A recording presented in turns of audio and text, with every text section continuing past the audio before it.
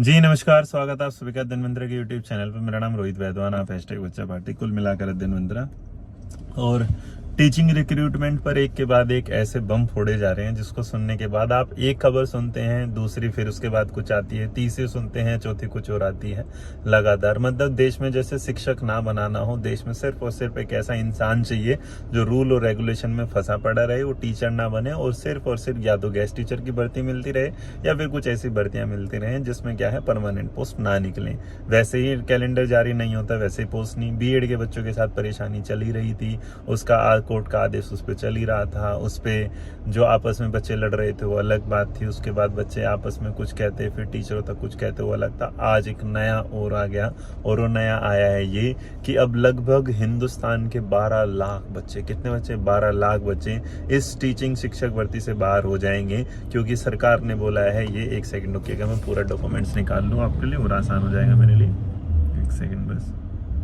हाँ जी, तो यहाँ पर एक नोटिफिकेशन जारी कर दिया गया है और वो कुछ इस तरीके से है जिसमें एनसीटीई ने शिक्षा विभाग से कहा कि 2 वर्षीय डिप्लोमा ये मान्य होगा। मतलब जो आप NIOS से करते थे 18 महीने का कोर्स था, जो अगर मैं थोड़ा सा दिखाऊं तो मेरे सामने देश के प्रधानमंत्री जी का फोटो है, शायद आप देखेंगे तो आपको दिख जाएगा, ये रहा है ना यहाँ।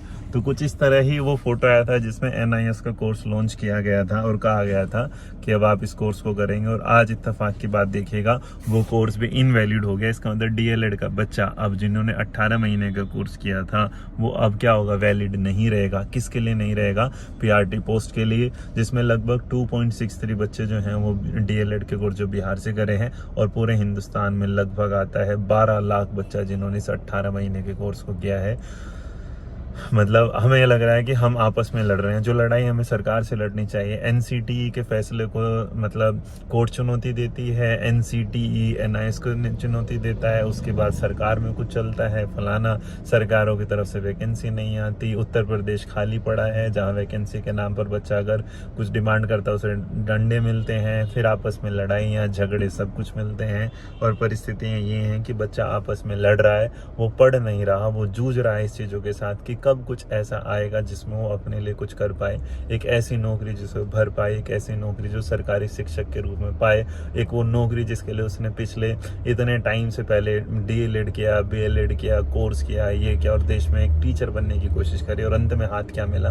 अंत में हाथ में मिल रहा है रोज नया रेगुलेशन। और सबसे बड़ी बात, नया रूल मिल भी जाए तो रूल आने के बाद उस रूल को तोड़ना या उस रूल के अगेंस्ट कुछ ना कुछ आना लगभग तय हो चुका है। तो आप शायद उस दर्द को समझिएगा। आप कई बार बच्चे कहते हैं कि सर आप इनका साथ नहीं दे रहे, उनका साथ। बेटा मैं तो सबका साथ दे रहा हूँ, बट मैं आपको कैसे समझाऊं कि आप लोग जिस साथ के साथ चल रहे हैं वो एक तरफा साथ है। और इसीलिए मैं बार बार बोल रहा हूँ कि जब तक हम एकजुट नहीं होंगे, जब तक हम टीचिंग में, अगर Hindustan one nation one election कर सकता है तो ऐसा क्यों नहीं कि टीचिंग का one exam, one teaching exam, जैसे SSC लेता है, जैसे और भी एग्जाम होते हैं, UPSC भी वहीं से भेजता है, ऐसा टीचिंग में क्यों है कि हम लोग अलग अलग हैं।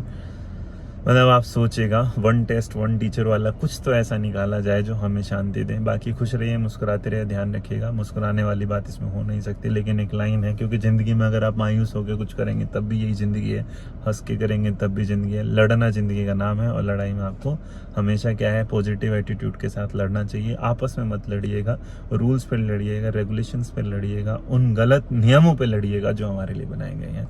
Thank you so much. जय हिंद।